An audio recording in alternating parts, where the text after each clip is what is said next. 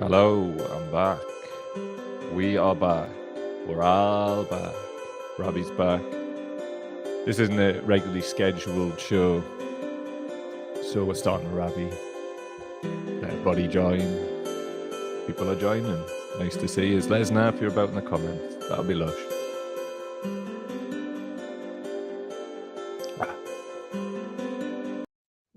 Back again. So, today we're going to talk about the Green Party smears, who's behind them and why. And like obviously sort of it'll tie in quite a lot with well, it basically mirrors the work we've been doing here for 2 to 3 years, detailing it all out. In news which will surprise nobody paying attention, it's those people that are doing it. But anyway, if you want to know the detail, do stick around. But in the meantime, Peter the A to the T, reun.com/cowdaily. That's patreon.com/cowdaily for all your supporting independent media needs on a regular and predictable basis. If you would like to support our work via one-off, super thanks on YouTube and PayPal link in description. Be very much appreciated. Thank you very much. Right, what we got? What I want me to do is make lying wrong again. Make it wrong. And how do we do that? By casting some light. So anyway, actually, I'll play this video first before we go deep into those realms, because this guy will be no stranger to many of yous. It's Peter Mandelson, and this is Peter Mandelson explaining how he makes up lies about people. Classic smear. This you take a germ of truth, you distort it in order to turn it into something that it is. So the classic smear is you take a grain of truth and you distort it in order to turn it into something that it isn't. Great. We'll be hearing that again. Good morning, everybody. Good morning, Carlos. Good morning, Susie. Morning, James. And morning, Jojo. Nice to see you. Nice to see you pop up, actually, because as I say, this isn't a regularly scheduled programming. So it's nice. It's nice to see people. Right. What's going on, though? Let's hear more from Mandelson right here. This is just outrageous, but this is him all hour. So this is from Times Radio. Mandelson maintains the Green Party is becoming a dustbin, a repository not only for climate activists, but for disgruntled hard leftists. Peter Mandelson says the Greens will rue the day when they threw open their doors. This guy, isn't he a card? Let's hear what he's got to say, though, and have a nice cup of tea. Let us know if you can hear the audio in the comments, because it's been a glitch with StreamYard recently, but I think it's fixed. So anyway, listening. The Momentum organization is disintegrating. Most of the hard left are going. Many of them are joining the Greens. And as I say, I think that will change the nature of the Greens, and sort of good luck to them and all strength to Starmer's elbow. Labour clearly did incredibly well in the local elections and the mayoralties and all of that, but not without losing, it seems, some support to the Greens and the left. And there's a big debate about, is that good news for Keir Starmer? Because it means he's moved to the centre. This week I spoke to Momentum's co-chair, Hilary Shan, who's actually quit and left Labour. He's now sitting as an independent councillor in Worthing. This is a very important development. I mean, a lot of these people are now leaving, quitting the Labour Party. They see that Starmer and his changed Labour Party and what he's about is here to stay. They can no longer attempt to overturn it. And I think it's significant also for the Green Party. The Green Party is becoming a dustbin, a bit of a repository, not only for climate activists, but for disgruntled hard leftists leaving the Labour Party.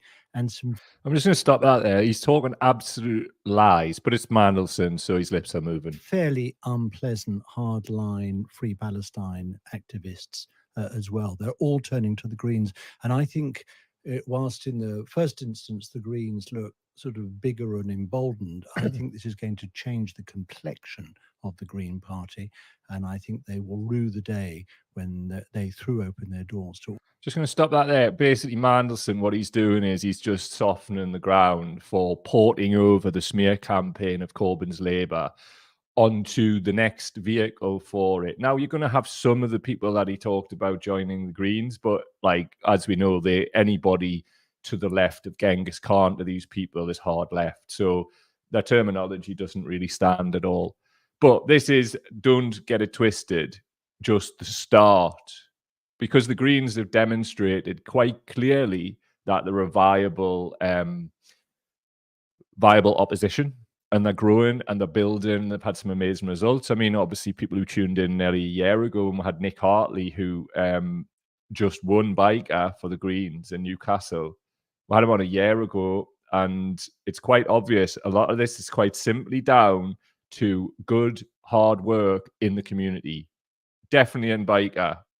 Like, they're trying to put all this off as something to do with international politics, and it really isn't at all, not in the slightest. And I know that for an absolute fact. Yes, it's definitely going to be a factor, but guess what? The likes of Mandelson, if you were going to be this ghoulish, people don't want to be around you. You want to frame it as you've eradicated people, and yes, you did, but we also hate you. All these people. And all these people saying, Keir Starmer should do this and that, and from the left and the sort of Corbynista wing, you're basically saying good riddance. I'm not saying good riddance. I mean, I don't mind them staying there in a small minority if they want to remain as a tassel to Starmer's Labour Party. They can. I mean, we're a broad church.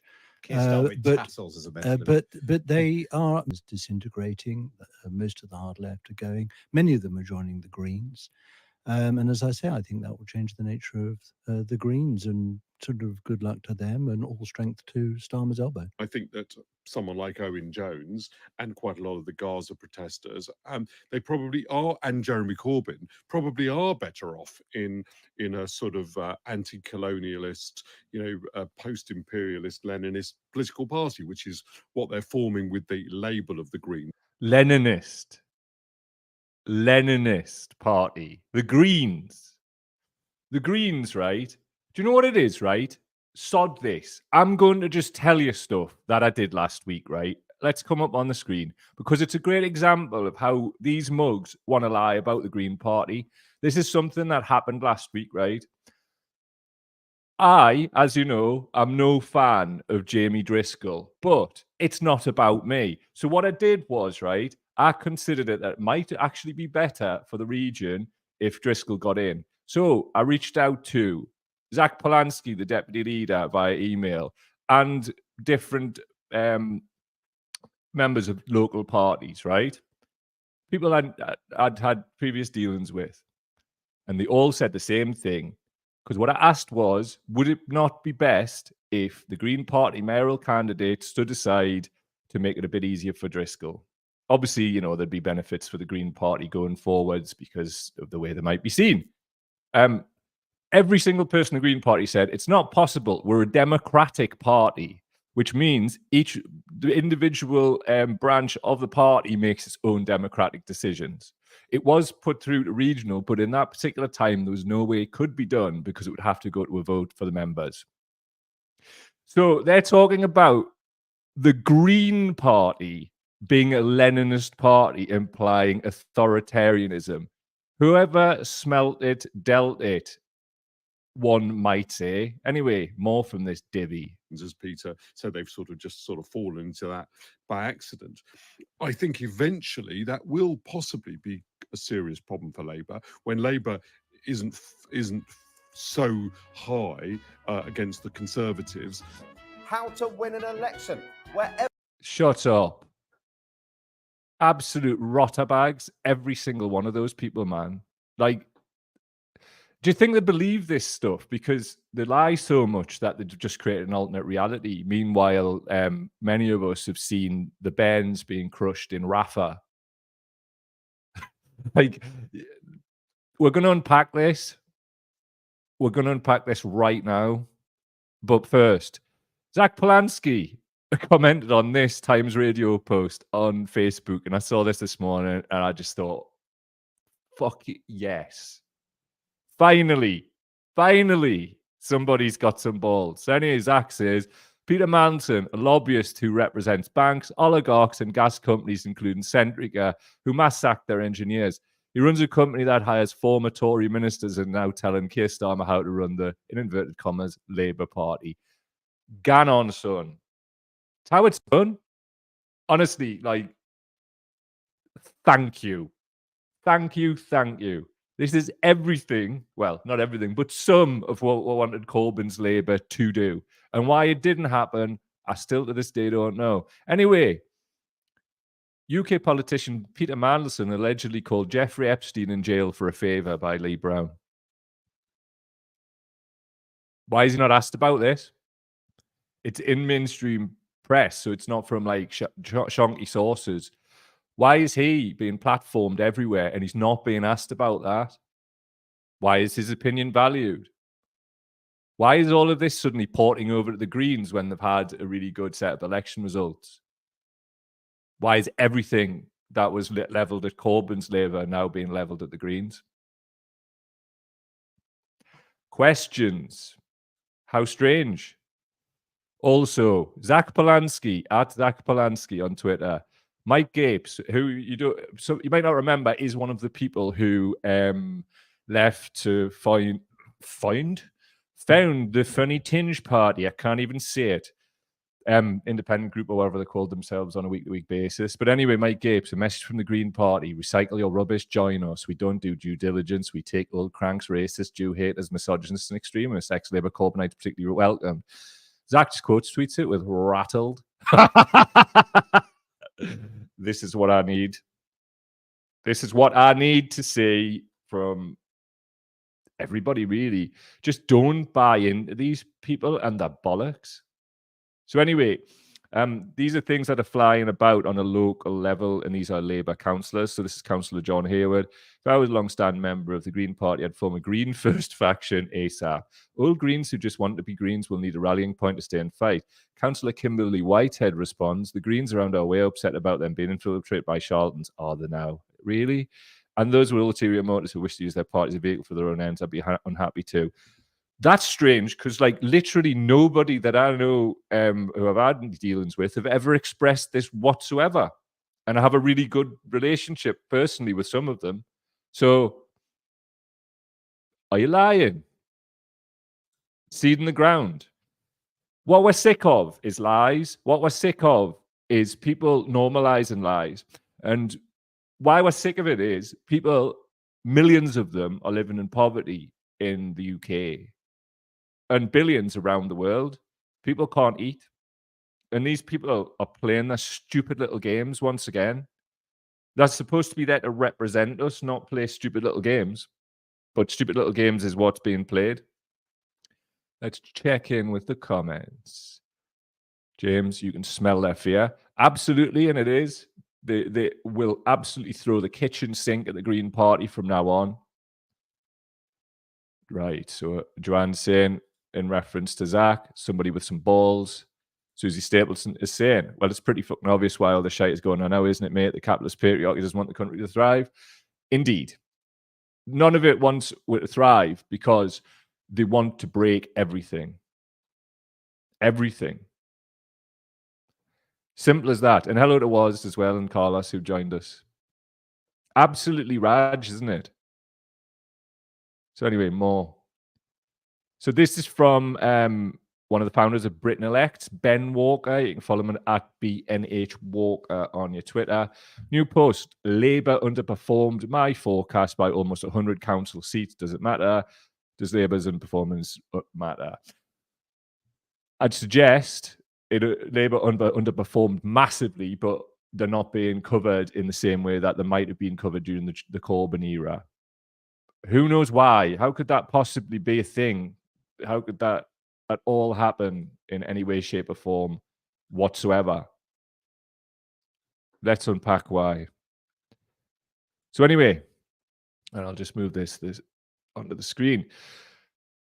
So this is just speculation on my behalf, but I wanted to put it into the mix as a Mystic Cow predicts. I have no evidence to support this, so it's pure speculation based on notes and patterns when anything decent gets any traction.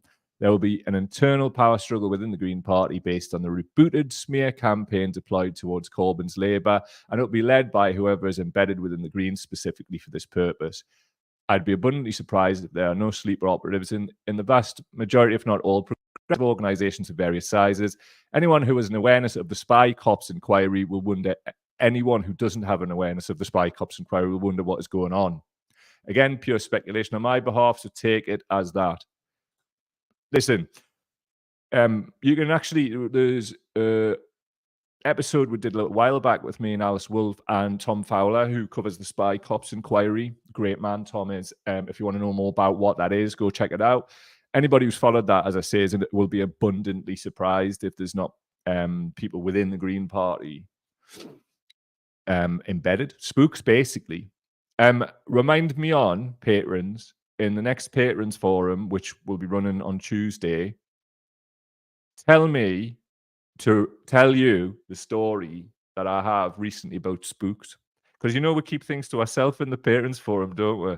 But it's a waxer. It's not for on here, though I honestly can't. But it's a belter. Anyway. Here's my mate Russell Brand. Why is he got it? What there? Why is he getting involved? This is about Russell Brand's funder, Peter Thiel, as per Business Insider. In the summer of 2021, Insider has learned Thiel began providing information as a confidential human source, or CHS, to Jonathan Boomer, a Los Angeles-based FBI agent who specializes in investigating political corruption and foreign influence campaigns. Brand's funder is a grass. Charles Johnson, a long-time associate of Thiel's and a notorious figure in the far-right movement that Thiel has subsidized for a decade, told Insider in a statement that he helped recruit the billionaire as an informant by introducing him to Boomer. A source with knowledge of Thiel's relationship to the FBI, whose identity is known to Insider, but who insisted on anonymity, corroborated Johnson's account, telling Insider that Johnson brokered a relationship between Thiel and Boomer. Insider was able to confirm through an additional source that the FBI, who Thiel's a grass for, added Thiel to its formal roster of registered informants. Grass, Alfie. Why does Russell Brand not mention this about Thiel, given Brand never shuts up about the deep state? He also doesn't mention that his funder, Peter Thiel, was recruited to the Bilderberg Group not long after selling his stake in PayPal. He was one of the funders with Elon Musk. Never talks about that, but never shuts up about the deep state, and certainly doesn't mention the fact that after Thiel was recruited to Bilderberg, he was appointed to chair the steering committee. Just a bit part player then. Just one of the lads, that's all. It's all fine. No problem. So what's this got to do with the topic of the show? Eagle-eyed people who've been following the work for a while know that Peter Thiel was hooked up by Peter Mandelson, who we've just seen on here, for the NHS data contract through Thiel's firm Palantir. We've covered it on the show. You can find it on youtube.com/cowdaily. You can find it on Spotify and Apple podcast channels if you prefer audio. It's all there. It's all corroborated. Why is Russell Brand not talking about it? He's like a man of freedom, talking about the deep state and that, CIA controlling the media. This was from a day ago, Russell Brand. The Operation Mockingbird might be worse than the disease. So he's talking about Operation Mockingbird and the CIA and all of that. That's absolutely something that's valid and you should look into and corroborated with hard evidence. So he's talking about that, but he's not talking about his paymaster, Peter Thiel, was claiming to be some kind of man of people and menu master bird of freedom. What an absolute rotterbag Brand is, isn't he? Anyway, moving on. Elon Musk was visiting Cosmic Aslan in Argentina, telling people to invest in Argentina. And the reason being is he needs lithium to build these electric vehicles. This is going to be one of the next great resource wars going forwards. This is a lot of what this high-level stuff's about. Cosmic Aslan, Javier Milei, the president of Argentina, is Steve Bannon's man, and it all connects up and links together. It's just high-level 5D chess, and we're not invited unless we do the research. So here we are. We're invited now. I've just opened. We're all invited. So Musk is there. What's coming to go with that? This is from newrepublic.com. So on the other coast, a secret group of billionaires got together in Hollywood last week to support Trump's hatred for Joe Biden and Democrats. The crowd included, according to Puck News, immigrants, Elon Musk, South Africa, David Sachs, South Africa, Peter Thiel, Germany, and Rupert Murdoch, Australia. They're meeting with Murdoch now, Puck News reporter Theodore Schleifer described them as members of a burgeoning anti-Biden brain trust united by a shared sense of grievance. Elon Musk, according to Schleifer's report, is apparently and ironically particularly upset about how poor black and brown people trying to achieve the American dream, both in public and private. Musk has expressed feeling deeply unnerved by America's migrant crisis, a fear that has driven his rush into Republican politics. And the issue was a key topic of discussion at dinner. He, like Brand, Musk, has been received so well by MAGA and Trump and all of that, that things like this are starting to happen, which is going to further confuse people. I'll show you just now. So check this. Somebody has wrapped that car with like loads of Trump 2024 MAGA, and it's one of them mad trucks. Check that horror bag out, man. Audio people, it's awful. Go to youtube.com/CowDaily to see it. There's a video. It's got Trump's heat on it. Trump 2024 on the bumper. Absolutely horrible. That's enough of that. I just wanted to show you that as a little curio. It's like, you know, a few years ago that would never have happened, would it? But like, he's held up as some kind of hero. And just as another aside, J.D. Vance, he's a Republican senator linked to Trump. He's one of the co-funders with Thiel of Rumble when they came in and put money in later on. And that's soon after led to Brand and others being signed. And the reason being is like they've got Nick Fuentes, who's like a full-on fascist on there, and others like that. Brand just draws people in, people you went to school with, just normal people, you would think. And then all of a sudden they're watching Nick Fuentes and like blaming the Jews for everything. It's just a weird old time, but it's not like it was, because they will lie and put lies upon lies upon lies. And as we've said many times, these different factions will work together when there's an outside attack. Much like they see the Greens now, and previous in the UK, they saw Corbyn's Labour. They can't possibly let the Greens get uppity and get big. But they will have people embedded within, because that's what MI6 and that do. Spy cops and all of that show us this clearly. There's not a chance, based on what we know about spy cops, that there isn't people in the Greens who are spooks. So I'd strongly suggest that stay woke, Greens. But no, like, I mean, look, at the end of the day, all of your hard work was always going to lead to this, because of the country that you're doing it in. It's always going to hit this upper ceiling, and then you're just going to get the attention from these rotters. And, you know, it's time to acknowledge that, and it's time to work on that basis. But it's definitely time to take the Zach Polanski approach.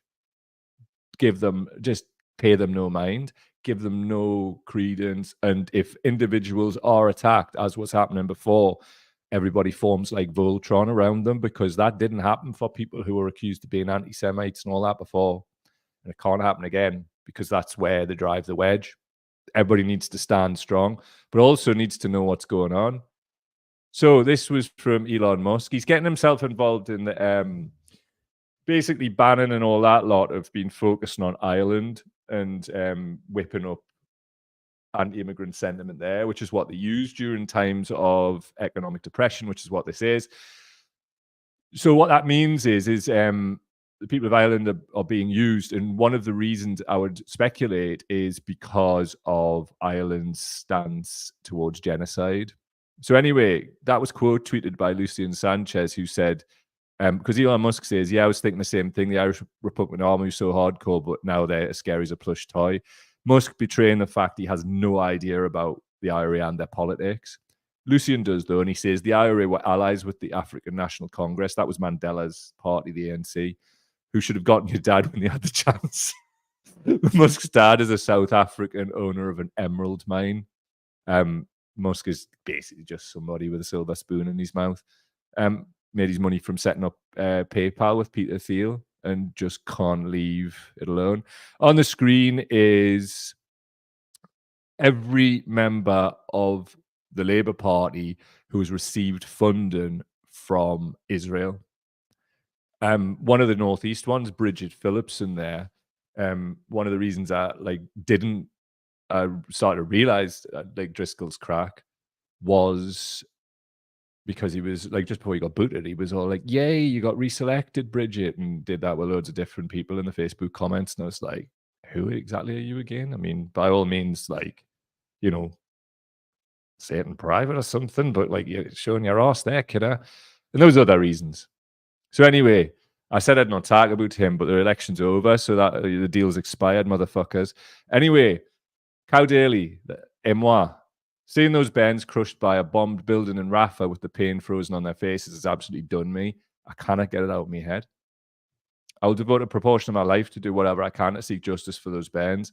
For real, for real, for real. And I know many of you who's watching and listening to this feel the same. I'm not letting this go. Are you kidding us? I saw Bairn's crushed body with its head and one arm poking out just last night. And the fear frozen on that kid's face. I've seen too much of this shit, man. I ain't letting this go. Fucking fuck you, man. So there are no words in any language which can justify this and every other atrocity visited upon children. In capitals, they are children. I'm not prepared to debate people, and I don't care what any ideology it is, right, left, or otherwise, who think there are words to justify the murder of a child or even harming a hair on its fucking head. The debating terms are wrong. I'm not entering into a debate, and neither should you, with people whose starting point is trying to make that normal. These people, and it's part of the wider theme of the show, and some of the people you've seen will gaslight their way out of whatever they think they can if we debate them on their terms. Just reject the terms of the debate. The debate and the starting point is, what are we going to do to stop these children being murdered? Don't deviate from that question until these people answer it, because I'm telling you, and it's the same what's going on in Sudan and the Sahel and all of that as well. A lot of this is absolutely the work of monsters. And we need to start getting my head around the fact that a lot of those monsters have been elected in the UK. Simple as that. And people have went and voted for that. So the people who are like, yeah, I'm going to totally vote for Labour still because get the Tories out and that. What, you just want to give Mandelson more power? Like, vote for things that are actually going to stop the Bairns being murdered. It's not hard, man. Look at this shit, man. This is a letter, right, from the likes of Ted Cruz and other senators, congressmen or whatever they are, senators. So anyway, US senators threatened The Hague, that's the International Criminal Court, with invasion should they prosecute Netanyahu or others for blatant war crimes. They referenced the American Service Members Protection Act, also known as the Hague Invasion Act, in their attempt to intimidate the ICC from pursuing the prosecutions, saying they will interpret them as a threat to US sovereignty. They also are they've said they would target people's families with travel bans as well. This is an international cartel of utter gangsters. You're sending a letter to the ICC threatening them, the ones who uphold international law, which should be without fear or favor. But what we're saying is American senators threatening them because they're trying to bring people to justice for murdering Bairns. Hang on a minute. If the penny's not dropping here, and also just for the record, absolutely ultra fuck Hamas as well. Like, fuck all of these people who want to carry out atrocities against Bairns. But guess what? October the 7th has happened and more every single day to the Palestinians since October the 7th. And before that, many October the 7th had occurred. So unless there's a good faith conversation, what are you going to do? So let's have one. So anyway, on the screen, imagine what they did when we couldn't see their crimes on our phones. And it was something that Frankie Boyle had mentioned as well, and something I want to reiterate.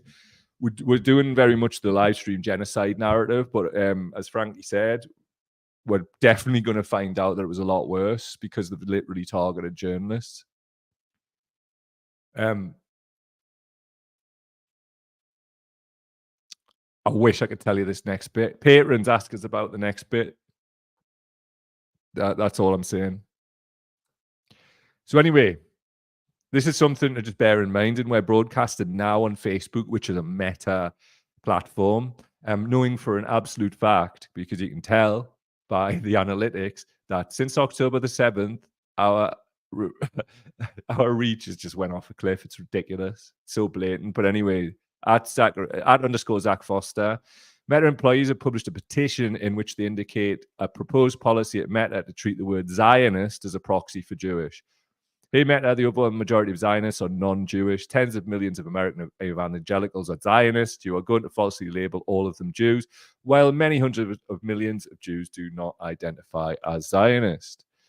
As you can see on the screen, a proposed policy of treating Zionists as a proxy for Jewish, which collected over 52,000 signatures. So, you know, we're going to broadcast on Facebook and all of that as much as possible, but eventually we're going to get pulled, aren't we? Like, we're just going to lose the platform. So my crack going forward, for many reasons, this included, is just going to try and build the YouTube channel. I realized after the George Galloway video I put out, a little short, that it's a great way to build the channel. And I haven't been ready for it, as I've said many times, due to like long COVID and just not being willing to address trolls and bots and all that shit. But I'm not giving two fucks now. I'm obviously protecting myself from future infections and just going full flog into this. So there'll be more of that sort of thing coming, where we'll target them directly. And a lot of these themes and what we're talking about is all interlinked, as we've known. And if you're listening, youtube.com/CowDaily, please go there. And there's plenty of work for you to be like having a look at. I think what I should probably do is go through some little episodes and make some little clips, like exposing the Mandelsons of this world and all that, and see how long we'll last. Anyway, something to be really aware of, and thanks to Perry for sending this to us. It's something called the Imperial Boomerang. The Imperial Boomerang, or Foucault's boomerang, is the thesis that governments that develop repressive techniques to control colonial territories will eventually deploy those same techniques domestically against their own citizens. The concept was advanced by Hannah Arendt in The Origins of Totalitarianism, Aimé Césaire and Discourse on Colonialism, in both cases to explain the origins of European fascism in the first half of the 20th century. According to both writers, the methods of Adolf Hitler and the Nazi Party were not exceptional from a worldwide view, because European colonial powers had been killing millions of people worldwide as part of the process of colonization for a very long time. Rather, they were exceptional in that they were applied to Europeans within Europe rather than to colonized populations in the global south. So, it's the classic Manic Street Preachers. If you tolerate this, then your children will be next. And they fucking will. Like, the world has changed. It's very, very different.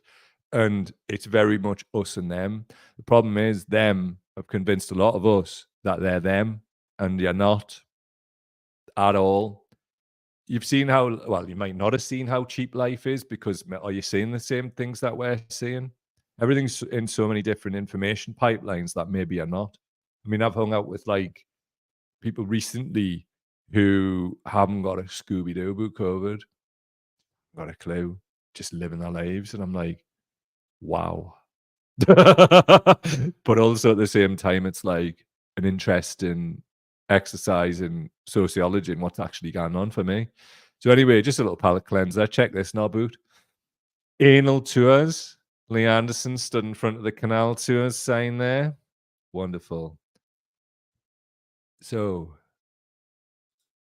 what's Carlos saying? Labour presents as captured and owned by the powers that be within the City of London. To the UK's tripartite masters now marketing what was once Labour as hard right. Everything they say and do presents thus. Nice.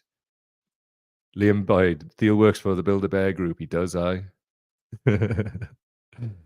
Zoe. Yes, but not that deep state. Fling your arms around. Russell Brand. Zoe. Lithium wars have already started. Exactly. And it's going to be mad confusing for some people when they see people protesting, like they've been doing at the Tesla factory in Germany against Elon Musk and his environmental record. But it's an electric vehicle, which is literally what Musk tried to run. Also, a little palate cleanser. Me and Matt Letizia have had a back and forth. Not a single London I've spoken to had a decent word to say about Sadiq Khan, yet he keeps getting re-elected. Funny old world. Raheem quote tweets, no one's taught poor Matt about the concept of an echo chamber. Matt replies, no one taught poor Raheem that over 80% of Londoners didn't vote for Khan. Pretty big echo chamber. How do you manage to get around all 80%, Matt? It would take approximately 14.83 years to sort 80% of the London's population for 1 minute each.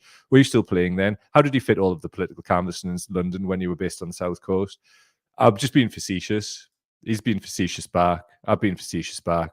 It's a really bad quality bit of dialogue, but it was with Matt Letizia. And I feel like, as a former Newcastle fan of the time, them free kicks he put in, it's a little blow for the old school Toon support. But anybody who contradicts him, they're part of the conspiracy. They really are as well.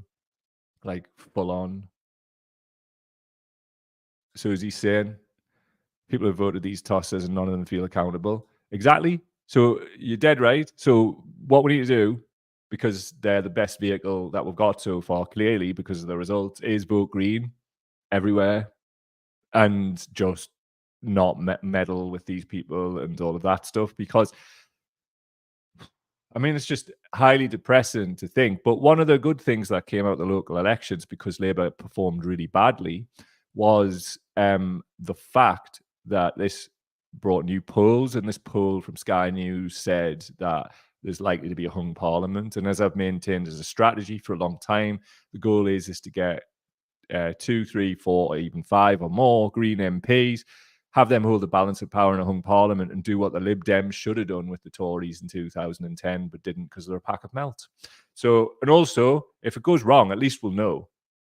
You know, at least we'll know that the Greens on what they said they were. But as I've said many times, all the personal dealings I've had from the top of the party all the way through have been exemplary. So anyway, Andy Taylor, how are you doing, mate? Had to switch on my VPN to get a working signal. I'm pleased you got with it eventually. I've got 1 or 2 more things. There's this image that I just want to show you, which just encapsulates, I would say, hatred.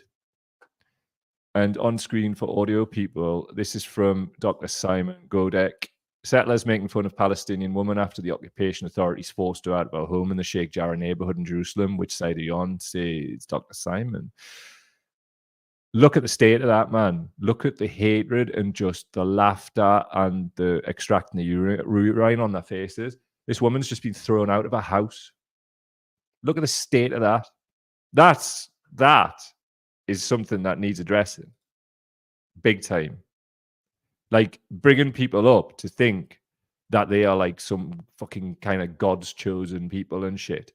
It's just absolutely ridiculous. And it leads to shit like that. Horror. Just somebody's going through a horrible time, being made homeless and been jeered by people. And we're expected to show respect to that. Fuck. And I can't stress this enough. Right off. I'm going to play this. This is it says on the screen, this brilliant speech by a Columbia professor on the cowardice of the university administration and calling in police to arrest students will be cited throughout history and will inspire generations of students for decades to come. I'm going to play out the show with this very thing.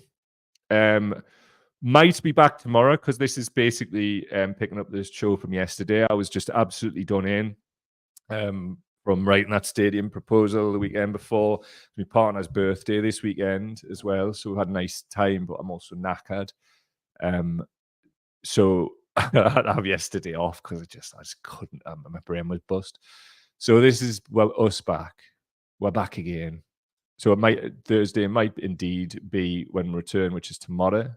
Depending on me fatigue levels, it'll be Friday, but one of those two, and I'll let you know. Michael Dines pops in just as well, even. Nice to see you, pal. Hope you're doing well. Good morning, Mr. Seeing All. I'm watching here in the post office inquiry. Let me know how it gets on, mate. Right. I think we'll play out with this then, as promised. So this was posted by Stephen Donziger.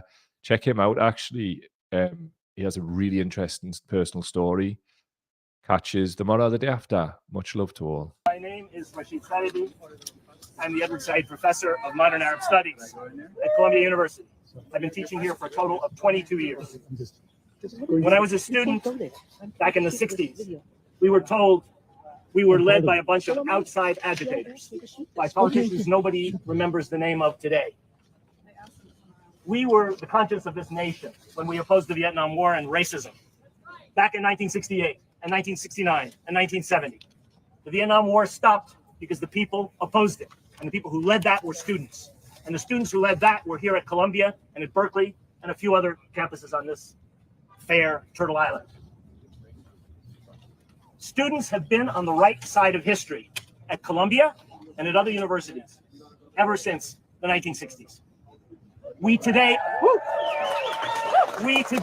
honor the students who in 1968 opposed a genocidal, illegal, shameful war. Columbia University honors them. They're on the Columbia website. You can check it out yourself. 1968 is commemorated. One day, what our students did here will be commemorated in the same way. Yeah! They are and they were on the right side of history. And that will go down in history. That when the change finally came, and finally the American people who have already opposed this war, who've already opposed this genocide, are able to force their craven politicians to stop it, which we can do. The United States is part of this war. Every plane bombing Gaza is an American plane, F-16s, F-15s, F-35s. Every helicopter, Apache, is American. Every bomb drop is American. Those are our taxes. Those are our representatives. Shame on them. And shame on the administration of this university. They will go down in infamy for having done what they did the other night. Today, nobody remembers the names of the administrators and the trustees who ordered the police onto the Columbia campus on 1968. They have gone down in ignominy. So will these leaders, President Shafeet and the Board of Trustees. And the students will be remembered one day on a Columbia website as the people who helped change the course of this country. Together with the brave students up at CCNY, we should shout out to them. Together with the students at NYU, FIT, all over this country. What we are witnessing in terms of police repression is a tiny fraction of what people under occupation in Palestine have been experiencing for 56 years. The kettling, the checkpoints, the blockades, the police dragging students out. Many of them were injured last night. The lies, outside agitators. Wait until the numbers come out from One Police Plaza. They were all students. They were our students. And we are ashamed of our university for, instead of continuing the negotiations that many faculty were happy to be part of, decided to bring in the NYPD.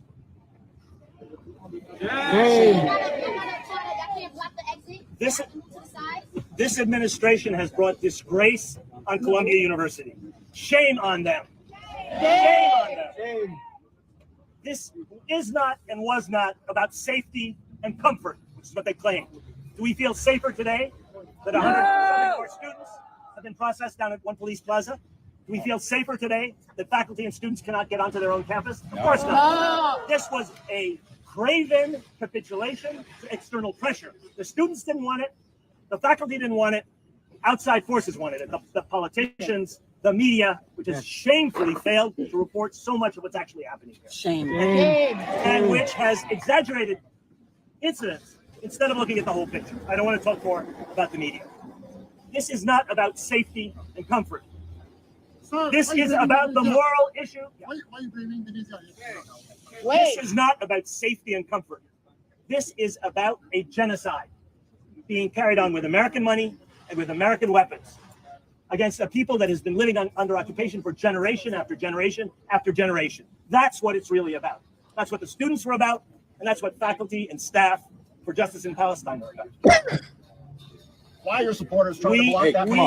We are faculty and staff who believe that our students should be safe. All of our students should be safe.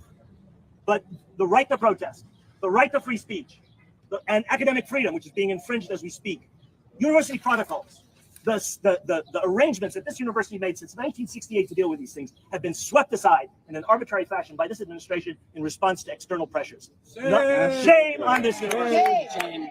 I repeat one more time. This is not about Columbia or CCNY or Berkeley or UCLA or any other place where the students have risen up. This is the conscience of a nation speaking through your kids, through young people who are risking their futures, who are risking suspension, expulsion, criminal arrest in order to wake people up in this country. It's absolutely essential. Public opinion's already with us. It's just the politicians, the media, and the trustees and administration of this university who are blind, deaf, and dumb to the demand of a moral imperative coming from our students. Thank you very much.